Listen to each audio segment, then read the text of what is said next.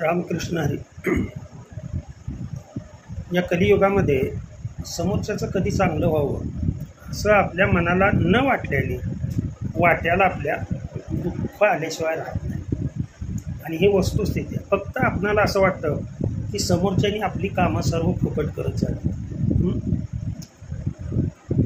जर फुकट अशी व्हावीत, कामं फुकट व्हावीत अशी जर इच्छा मनामध्ये धरत असाल तर ही आपली, आणि त्यातून मला फायदा व्हावा किंवा न काही करता आळस म्हणतो, कर्तव्य कर्म न करता मला त्याचा मोबदला मिळाला पाहिजे नाही, फळ मिळालं पाहिजे नाही, ही अपेक्षा. तर दुःखाची कारणे अनेक आहेत. त्यापैकी एक कारण आहे कंपॅरिझन, म्हणजे तुलना करणं.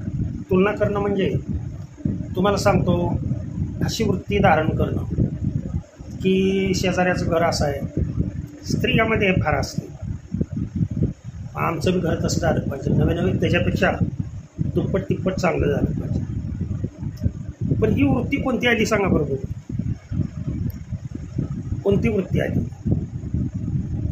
अहो, हे देवाला नाही ना चालत. भगवंता, अरे त्याचं उत्कृष्ट घर केलं, त्याचं अगोदर केलंच, बरं झालं बरं का. तर तुला जर माझी कधी आठवण आली तर बरं का देवा, आमच्याकडे बी जरा बघा. पण कधी जेव्हा दुसऱ्याबद्दल चांगली वृत्ती ठेवतात तेव्हा कशासाठी सांगायला लागतं? किंवा ही माहिती याच्यावर कशासाठी सांगतो? वेगवेगळी लोक तुम्हाला सांगतो, राग वगैरे, गायन वगैरे यूट्यूबवर ऐकून फक्त शिकतात बरं का, लक्षात ठेवा. आणि ऐकून मग पुन्हा स्वतःचा चॅनल काढतात. स्वतःचा चॅनल काढल्यानंतर त्यांनाही वाटतं, अरे हे जे एवढे सबस्क्राईब आहेत आपले बी तेवढे असावेत, ध्यानात आलं. आणि ज्याच्याकडून शिक्षण घेतो त्याचा चॅनल सबस्क्राईब करत नाही. देव देईल का तुम्हाला? सबस्क्रायबर देईल का? तुम्हाला तुमचं नाव लौकिक करायचं असेल तर प्रथम दुसऱ्याचं नाव करायला शिका. ध्यानात आलं. तुम्ही दुसऱ्याचं जर चॅनलचं जर सबस्क्रिप्शन बटन जर दाबत नसाल तर तुमच्या चॅनलचं सबस्क्रिप्शन बटन कोण दाबेल का? आणि ही वृत्ती जवळजवळ लोकांची मावळली बरं का.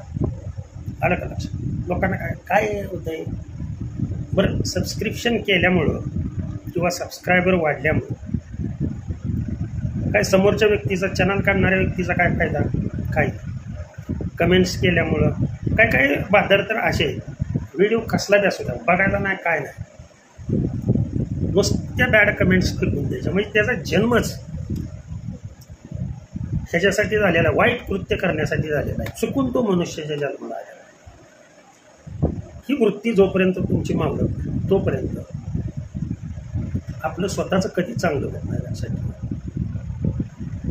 प्रथम दुसऱ्याचं चांगलं करायला शिका, तेव्हा देव तुमचं चांगलं करेल. सांगायचं आहे मला हे, ज्याचे आपण चॅनल पाहतो आपल्याला यातून बरंच काही शिकायला मिळालं. असं ज्या वेळेला तुमचं मन आतून देव म्हणतोय, अरे ते दाब ना सबस्क्रिप्शन बटन दाब, पण मनातला रावण लगेच जागा होतो. लक्षात आलं, हे दाबू नको, त्याचा फायदा आहे. कशाचा फायदा आहे? मातीचा फायदा आहे. अरे उलट सबस्क्रिप्शन केल्यानंतर तुमचा फायदा आहे. ध्यानात आलं. त्या चॅनलवरती जर नवीन व्हिडिओ टाकला तर त्याची नोटिफिकेशन पहिल्यांदा तुम्हाला मिळते, जर चॅनल सबस्क्राईब केलेला असेल. म्हणजे शोधावं सुद्धा लागत नाही तुम्हाला. तिथं ज्यांची माहिती आवडते त्यांचे चॅनल तुम्ही जर सबस्क्रिप्शन केले असते, तिथं काय देणं द्यावं लागत नाही, काय नाही, फक्त हे बोट न्यायचं आणि सबस्क्रिप्शन बटन दाबायचं. अनेक जण दररोज वरडतात व्हिडिओ, लाईक करा, सबस्क्राईब करा, काय कमेंट्स करा, शेअर करा. आपण किती जण करतो या गोष्टी? आता उगा एक 4-5 चॅनल आहेत, आलं का लक्षात? प्रत्येकावरती 8,000, 22,000, 30,000, 40,000 असे व्ह्यूज आहेत बरं का, लक्षात ठेवा. त्या चॅनलवरती सबस्क्रिप्शन जर बघितलं तर 100सुद्धा नाही. कारण मनुष्याची वृत्ती राहिलेली नाही आणि ती वृत्ती न राहिल्यामुळे ऐकलेलं लगेच विसरून जातं, त्याचा विसर लगेच पडतो, ज्ञान मिळत नाही. लक्षात ठेवा, दुसऱ्या समोरच्याचा फायदा न करता घेतलेलं ज्ञान कधीही मिळत फलद्रूप होत नाही. म्हणजे आपण ज्याचे चॅनल पाहतो याचा अर्थ असा नव्हे माझा चॅनल सबस्क्राईब करायचा असं मी म्हणत नाही, कधीही म्हणत नाही.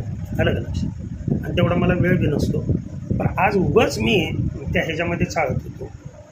अलग लक्षात. तर तिथं नॉट सबस्क्राईब्ड 92% मी वॉच टाईम, सबस्क्राईब्ड केलेले आमचा वॉच टाईम ओन्ली 8%.